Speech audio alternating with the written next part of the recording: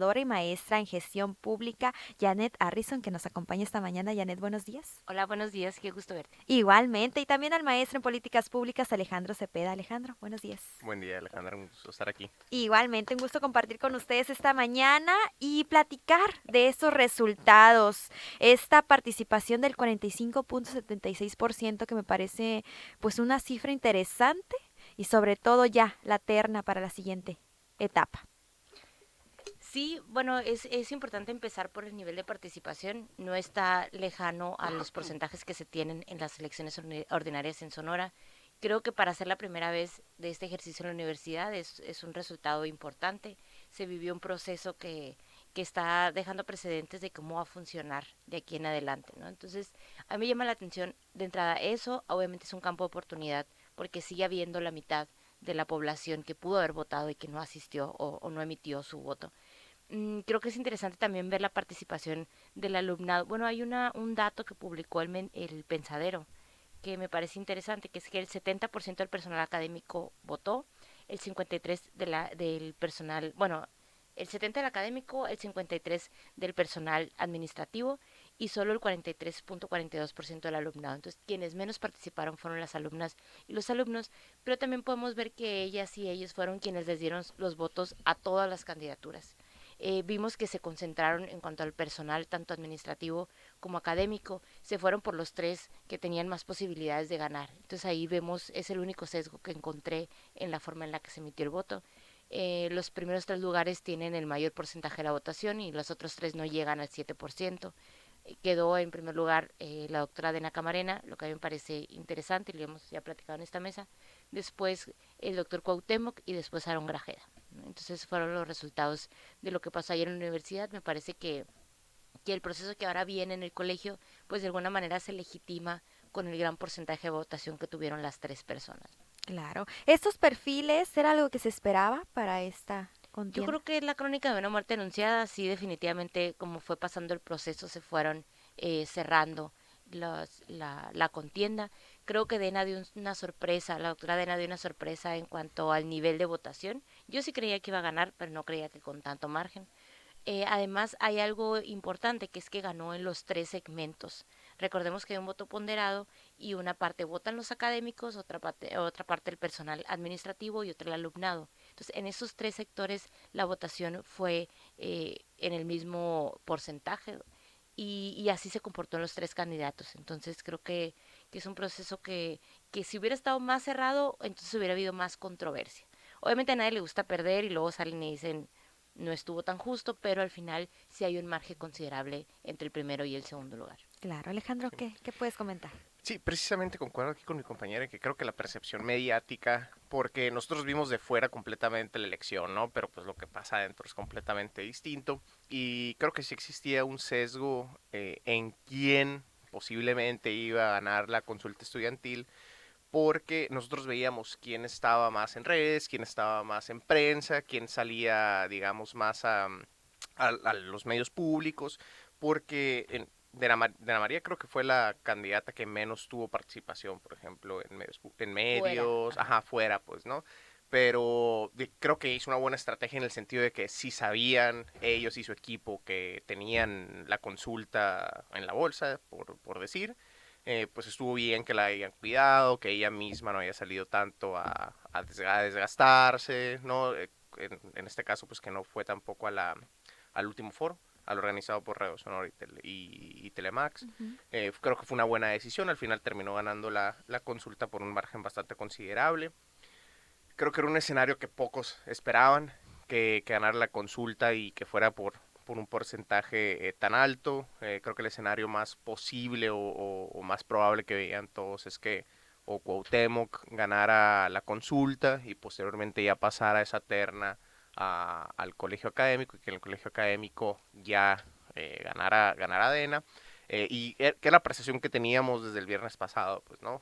Muy probablemente iba a ganar Cuauhtémoc, debido a que pues ya se habían juntado algunos candidatos ahí, iba a llegar esa digamos, esos tres candidatos a decir de que sí, en caso de que fuera elegida Adena, que había cierta ilegitimidad en la elección porque ellos habían ganado la consulta. Creo que se estaban preparando para eso, pues no contaban con que iban a perder la consulta. Entonces, pues en caso de que el colegio académico elija a Adena, pues va a llegar bastante legitimada. Así es. Tenemos que ir a una pausa, pero vamos a volver en un momento más para seguir platicando sobre los resultados y posteriormente los aranceles que Trump quiere poner a los automóviles fabricados fuera de Estados Unidos. Continuamos. Este viernes tenemos mesa de análisis con Janet Harrison y Alejandro Cepeda. Estamos platicando en primer tema los resultados de la consulta para la rectoría de la Universidad de Sonora y me parece importante preguntarles su opinión acerca del sistema de votación como tal. Ahorita, Janet, dabas unas cifras acerca de cuántos académicos y cuántos alumnos fueron los que participaron en esta oportunidad. Y nuestra compañera Fátima Parra también se dio a la tarea de sondear a algunos alumnos que sí hubo alumnos que tuvieron problemas al momento de ingresar, otros de manera sencilla, pero ahí hubo una disparidad al respecto. ¿Qué opinión tienen? Yo creo que obviamente al ser un sistema que se está probando por primera vez va a tener retos. No debiera de pasar ya en un día de la elección, pero son campos de oportunidad que se deben de mejorar. Creo que siempre se debe garantizar que exista otra alternativa para votar. Si esa no está 100% garantizada, que exista un mecanismo al que si acudes a la biblioteca central, por ejemplo, haya quien te ayude. No sé si eso pasó, porque la verdad no estoy dentro de la universidad, desconozco cómo funcionó. eh, pero creo que son también ejercicios que nos permiten, en México se habla del voto electrónico, es algo que no hemos transitado y que son experiencias que nos permiten conocer campos de oportunidad y que de alguna manera van legitimando un modelo en una generación nueva que puede ya tener menor resistencia a ese mecanismo de votación.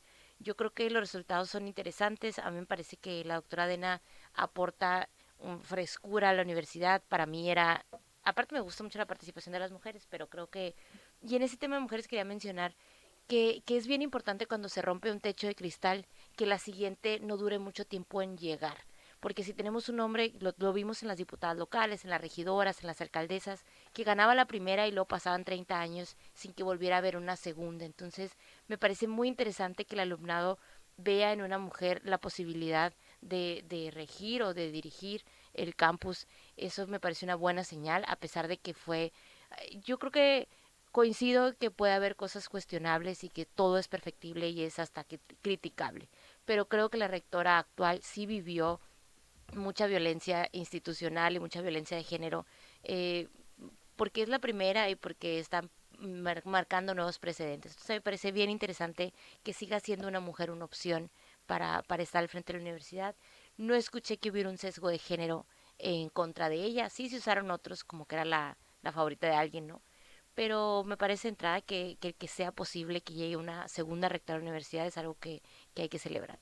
Ok, y ese sería como un buen primer acercamiento a este ejercicio democrático dentro de la universidad. Digo, como mencionas, con algunas mejoras, pero un buen acercamiento. Así es.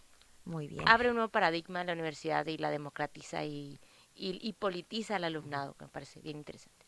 ¿Qué sigue? ¿El colegio universitario qué papel va a jugar en este momento? No, a mí definitivamente me gustaría que fuera un poco más transparente el tema.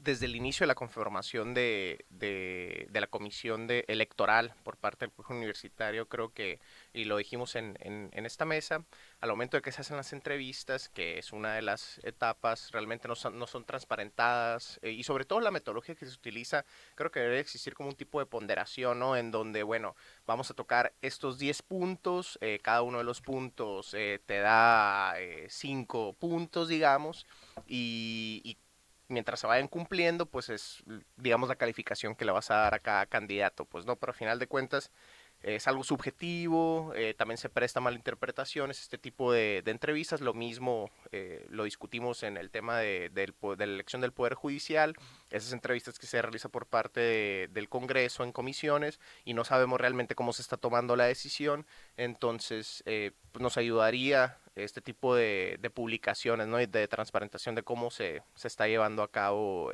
estas entrevistas. Definitivamente, pues lo que se dice es que, y se ha dicho desde el inicio, que esta candidata pues forma parte del grupo que está actualmente en el poder, que tiene un porcentaje mayoritario dentro de dentro ahí del colegio académico. Veremos si se va o no a segunda vuelta, que hay como una tipo hay una segunda vuelta que si no se gana 2/3 de la votación por parte del colegio académico, se repone otra vez y posteriormente ya creo que se gana con mayoría Mayoría simple, ¿no? nacional. Ajá, con Así es. mayoría simple. Pues veremos cómo se da el debate. Creo que va a ser complejo. Definitivamente, pues hay personas que no les gustó cómo se llevó a cabo la elección. Tocó el tema, aquí mi compañera, sobre el tema del voto electrónico, que creo que es un tema bastante interesante. Hay distintos mecanismos de voto electrónico, por ejemplo, está el voto electrónico puro, ¿no? Que vas en la maquinita, votas, eso pues ya se va a un sistema. Hay otro tipo de voto, por ejemplo, que es el voto electrónico que tú en una papeleta lo llenas, lo ingresas, solo registra, te lanza una papeleta que tú recibes con tu voto y vas y lo metes en, en una Una urna. en una urna, ¿no? Entonces tienes el registro electrónico, tienes el registro en papel, que tal vez si pudiera ser un poco más seguro. Todavía hay ciertas incertezas, pues, ¿no? Con el voto electrónico por algo, pues diversos países que pudieran tener la capacidad de tener voto electrónico todavía no lo hacen porque todavía pues hay ahí cierta reticencia en el tema de la ciberseguridad, ¿no? Hay ciertos temas que debemos de tocar primero antes de hacer esa transición. Lo que me pareció curioso es que usualmente en este tipo de elecciones, la verdad desconozco si lo hicieron, no sé si firmaron un convenio con el Instituto Estatal Electoral para llevar a cabo esta elección. Hay ciertas elecciones que, si bien obviamente no es una elección de Estado, se apoyan del Instituto Estatal Electoral para el tema de la organización, pues, ¿no? Supongo que no se hizo, no vi algo al respecto, pero no me hubiera, digamos, causado algún descontento, ¿no? Que se hubieran apoyado al instituto, que obviamente pues tiene la experiencia del mundo organizando, que tal vez si Digo, vemos estar lado. en el judicial ¿no? Ahorita, ¿no? Sí, sí, Estar sí. en proceso Está en este extraordinario Sí, sí, proceso. ellos. sí. Sí, supongo que deben de estar súper ocupados en ese sentido. Pero es buena idea. Pero sí, usualmente se hacen ese tipo de convenios, no me hubiera molestado verlo, pues, ¿no? Con la experiencia que tiene el instituto en organizar elecciones. Claro, creo que serían ahí puntos a tocar esta alianza y también este ejercicio digital, ¿no? Ahí para las próximas jornadas electorales. Ya pasando a otro tema, porque todavía nos queda un poco de tiempo, pues el anuncio de Trump, los aranceles del 25%, pero ahora hablando específicamente de los automóviles fabricados fuera de Estados Unidos. ¿Qué opinión tienen al respecto? Pues es la crónica de otra muerte anunciada. Este anuncio forma parte de una guerra comercial que se anunció desde campaña en Estados Unidos y que ha mantenido a los mercados en una inestabilidad preocupante. Creo que si bien no se han concretado muchos de ellos, pues la incertidumbre por sí misma genera daños. Hace unas semanas platicábamos de que ya había un impacto en la franja fronteriza en tema de empleos. Ciudad Juárez, por ejemplo, que es una ciudad industrial, ya se veía afectada con la reducción de la producción. Y ahora en el tema de los automóviles es particularmente importante y peligroso para México porque nosotros exportamos muchos, es parte de nuestra industria, pero además Estados Unidos es nuestro principal cliente. Entonces, obviamente que al ser quien paga al final ese precio, lo paga el consumidor, pero pues al consumir, al estar más caro, la gente consume menos y al consumir menos, pues se produce menos y es un efecto en cascada. Entonces, yo creo que va a ser importante lo que pase hoy. La presidenta ha demostrado ser hábil en la forma en la que ha administrado esta crisis. Se puede decir como, oye, pero es que no ha hecho, ¿y qué haces con el contexto que tienes? Creo que con lo que tiene ha hecho bien y ha tomado decisiones prudentes. Hoy tiene una reunión con personal de seguridad pública de Estados Unidos y esa reunión creo que va a influir mucho en lo que va a pasar con los aranceles anunciados para los automóviles. Creo que también la ubicación geográfica y la reacción del mundo hacia Estados Unidos en este momento sí empieza a favorecernos. Ya Estados Unidos se dio cuenta que no puede ser el enemigo de absolutamente todos y estar peleados con los vecinos de sus fronteras es peligroso hasta militarmente, ¿no? Entonces es complejo para la ciudadanía porque importa, porque son trabajos y después la gente si no tiene trabajo no tiene ingresos y no compra y se vuelve un círculo vicioso en nuestra economía. Entonces creo que es un tema muy, muy importante. Claro. Y si lo bajamos el tema Sonora, nosotros tenemos la planta Ford. Así es. Realmente también sería un gran tema para nosotros. Por supuesto, lo vemos, por ejemplo, cuando se han reducido jornadas de la Ford, que se vuelve un caos en nuestra ciudad, porque muchas familias dependen económicamente de esas fuentes de empleo. Entonces es complejo, pero creo que lo único que tenemos que hacer es esperar y confiar en que México va a seguir haciendo lo que ha hecho bien hasta este momento, que es administrar pues a un loco que está tratando de replantear a su país, ¿no? ¿Realmente qué objetivos tendrá Trump con este anuncio? Yo creo que de verdad él cree que está en lo correcto al imponer este tipo de aranceles. Igual hay muy mala concepción en el tema de las balanzas comerciales.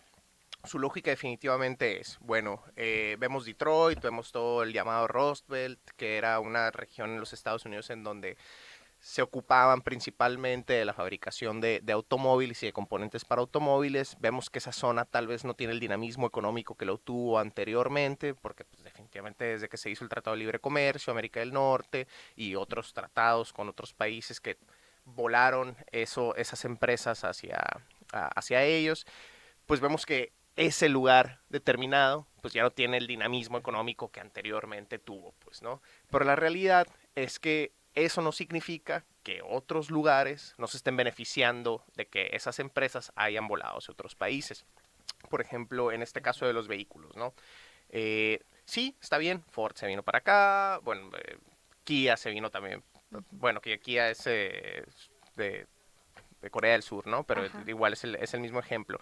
Pero independientemente de eso, independientemente que una empresa se haya mudado hacia acá y ahora el vehículo se arme aquí, un gran porcentaje de ese vehículo está armado con componentes americanos. En el caso, por ejemplo, aquí de México, se estima que alrededor con las empresas estadounidenses, se estima que un carro americano de una empresa americana hecha aquí en México tiene alrededor del 40% de componentes americanos, pues, ¿no? Entonces, ¿qué es lo que sucede? Se generan otras empresas en los Estados Unidos que no necesariamente están ahí en esa franja, en ese Rust Belt que le dicen que forma parte de Detroit, pero empezamos a importar, ¿sí? Componentes de ellos y se genera otro tipo de dinamismo económico. Entonces, sí, es unas por otras, puede ser que ciertas industrias, digamos, mueran en los Estados Unidos, pero igual renacen otras. Pues. Entonces, al momento de analizar ese tipo de balanzas comerciales entre exportaciones e importaciones, al momento que tú relocalizas ciertas empresas de cierto sector económico, sí, sí, la empresa se fue, pues, ¿no? Pero al final de cuentas, esa empresa en ese otro país va a requerir de importaciones Ujú. de los componentes, de personas, ¿no? Entonces ahí es donde se hace el beneficio.